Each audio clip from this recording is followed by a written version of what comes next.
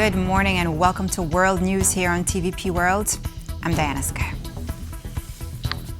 I will begin this news bulletin with news from Poland. Poland has decided to reopen 2 additional border crossing points on its border with Belarus. The decision was cemented by the Polish Minister of Internal Affairs and Administration, Marcin Kierwiński, and will enter into force on Monday, November 17. The 2 border crossing points in question are the ones in Bobrowniki and Kuźnica Białostocka. The former will be open to passenger cars, buses and trucks from EU countries and Switzerland, while the latter will only let buses and passenger cars pass. The Polish Ministry of the Interior also underlined that if the government in Warsaw sees a deterioration of the security situation on the Polish-Belarusian border, it will likely close the crossings again. The news was reportedly well received in Minsk, according to the spokesperson for the Belarusian Ministry of Foreign Affairs, who also called on Poland's and Belarus's shared neighbor, Lithuania, to follow suit. The government in Vilnius, however, doesn't seem keen, as it recently stated that it will keep its border crossings closed until Belarus lets trucks stranded on its border back to Lithuania and cracks down on smugglers whose balloons have repeatedly disrupted air traffic in Lithuania's airspace. Tymur Mindich, the alleged ringleader implicated in Ukraine's major energy sector corruption scandal and former associate of President Zelenskyy, reportedly used a luxury taxi service to leave the country for Poland hours before authorities launched raids in connection with their investigation.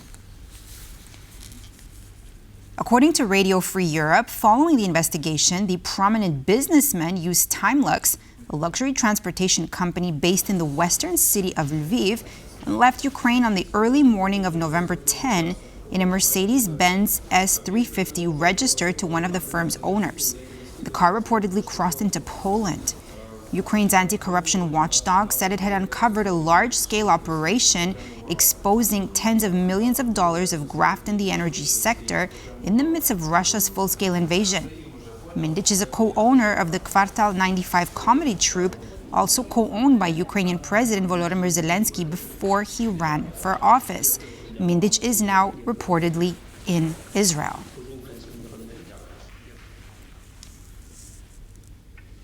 Russia is suspending about 2% of its global oil output, equivalent to $2.5 billion a year, after Ukrainian drones hit a key depot in the country's south. Simultaneously, Washington is clearing the way for international buyers to snap up the foreign assets of Moscow's Lukoil. Kazimierz Wysiak explains. This is the moment the Russian oil depot in Novorossiysk was struck by Ukrainian drones on Friday. This blast will be felt not only by the city's residents, but also by Russia's wallet. Definitely meant something in terms of the oil price, because it increased about $2 per barrel when thinking about the Brent benchmark. But then again, the Ukrainian strikes as a whole are definitely squeezing Russian margins, because if you think about it, the cost of production is definitely increasing when you have to constantly repair your refineries. This facility is responsible for roughly 2% of the country's global oil exports, close to $2.5 billion a year. While the oil will be rerouted, the attack will surely leave a mark. If you sign a contract for delivery in December, you never know whether you're actually going to fulfill it and face fines. So on a macro level, the Russian oil revenue decreased 30% year on year in October. That's not insignificant. And that's before US sanctions on 2 largest Russian oil companies, Lukoil and Rosneft, have taken effect. These will go into force on November 21st. Following their announcement, some countries like Bulgaria have asked the Donald Trump administration for permission to purchase Russian oil assets to keep their operations running. And while initially the answer was no, Washington has since changed its mind. The main goal is for the refinery to operate, for the Bulgarian market not to experience any difficulties, for the refinery workers to be confident about their workplace, and about the fact that this asset, which is part of our critical infrastructure, will operate unhindered.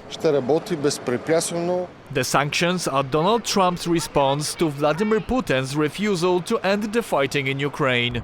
Russia is earning some $200 billion annually from its energy sales, a literal and economic fuel for its war in Ukraine. For TVP World, I'm Kazimierz Łysiak.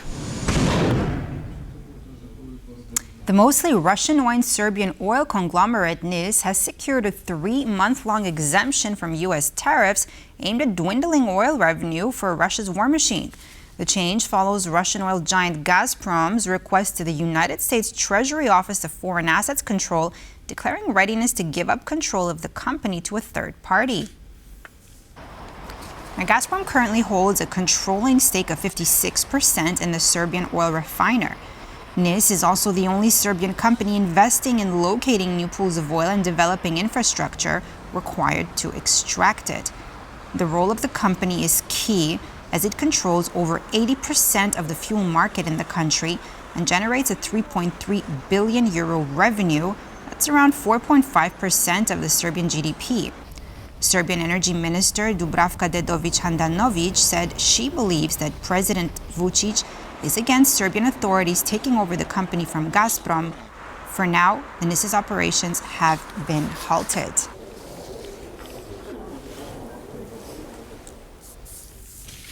The election campaign ahead of the April 2026 parliamentary elections has begun in Hungary.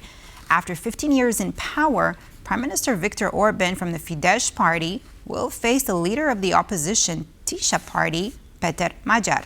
Tisza leads by around 7 percentage points, but the end result is likely to be closer than that. Péter Magyar was the first to kick off his campaign on Saturday during a rally. He started with heavy criticism of Orbán's policies and accused the Prime Minister of betraying the ideals of Hungarian people. Instead of giving us the promised smooth start, Orbán pushed the Hungarians and our country into the swamp of recession debt and the American bailout package. He betrayed the 1956 revolution, he betrayed our freedom-loving ancestors, and he betrayed the civic Hungary. The message resonates with some of the voters who believe Orbán has pushed Hungary to the brink of financial disaster.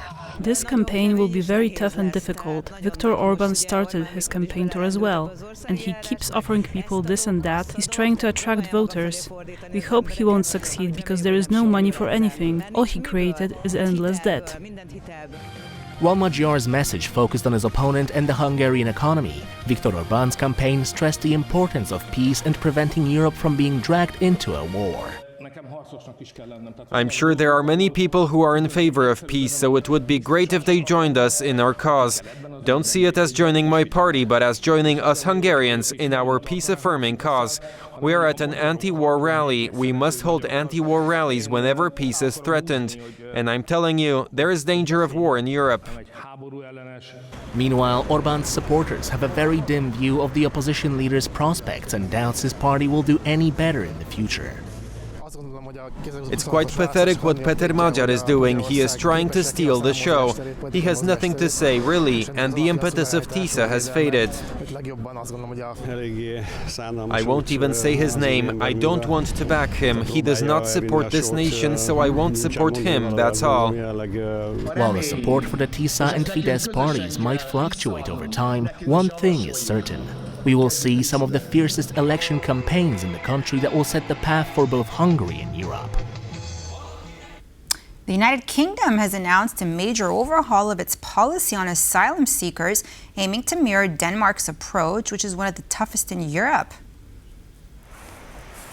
The government has been hardening its immigration policies, particularly on illegal small boat crossings from France. The UK's Home Office said in a statement that the statutory duty to provide support to certain asylum seekers, including housing and weekly allowances, will be revoked. More details are expected to be announced on Monday about measures designed to make Britain less attractive to illegal migrants and make it easier to remove them.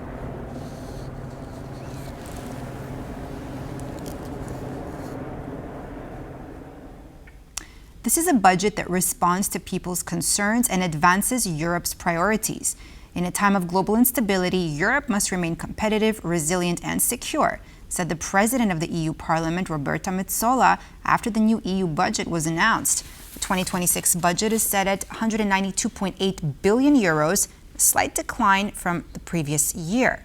The largest share of the new budget is going to be spent on cohesion and resilience, two major fields of focus for the European Union, but the end result is likely to be closer than that. The European Union has approved its 2026 budget on Saturday, set at 192.8 billion euros, slightly less than the 199.4 billion euros 2025 budget. Despite the minor drop, the new budget puts more focus and more money into the areas that are most important for Europeans today.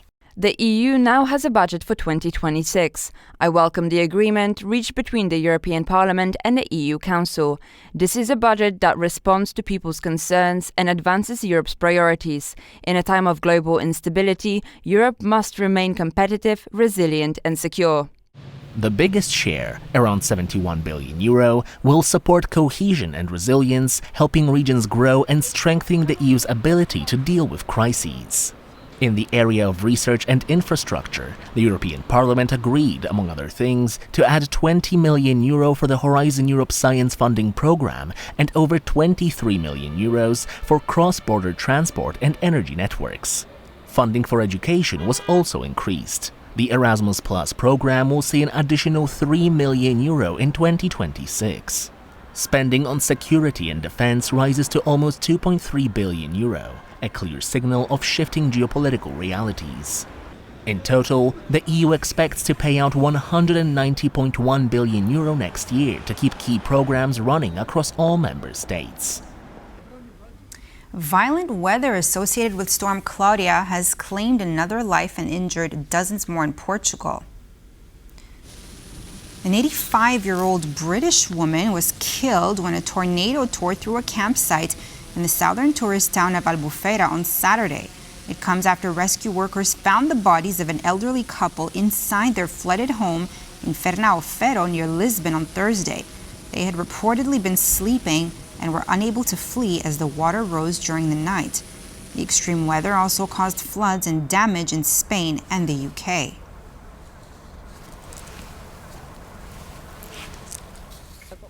And now to the very heart of the Polish capital, Warsaw, where a surprising discovery was made.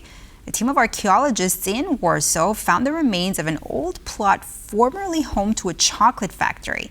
It stood there until World War II, but after 80 years under dust and soil, treasures were unearthed. Gabriela Jelonek reports. Building new cultural center in Warsaw brought unexpected discovery. Right behind me you can see Nożyki synagogue, and on the other side of the street we had one of the biggest chocolate factories called Venus. It didn't last the Second World War, but right now we found some treasures that lasted 80 years under the soil, mud and dust. It was quite extraordinary excavation because we found the floor, tiles, but also some chocolate molds that were used to produce chocolate. Also some labels, paper labels, so everything what they needed to produce chocolate. Some relics, some small artifacts that we found will be placed into the museum. The factory was established in early 20th century, but the family of Shapiro who found the factory left Warsaw just before the Second World War in 1930. And afterwards, they started a new factory that runs in Tel Aviv till now. According to the grandson of the founders of Venus factory, when his grandparents fled Poland, they took a lot of sweets with them to bribe the Nazi Germans. We are in contact with him and we're trying to arrange a meeting soon, but I won't say more because it will be a next message. Pre-war Warsawians loved chocolate, and we had 5 to 7 big chocolate factories, and we were one of the biggest producers of chocolate. But it happens still now, because right now in European Union, Poland is the third largest producer and exporter of chocolate. But there is also an idea to bring back to life Warsaw chocolate in special shape. Using the molds forms excavated at that site. As you can see, Warsaw, city that raised from ashes, still has some undiscovered secrets. For TVP World, Gabriela Jelonek. And with that story, we end this edition of World News here on TVP World. I'm Diana Skaya. Thanks for watching.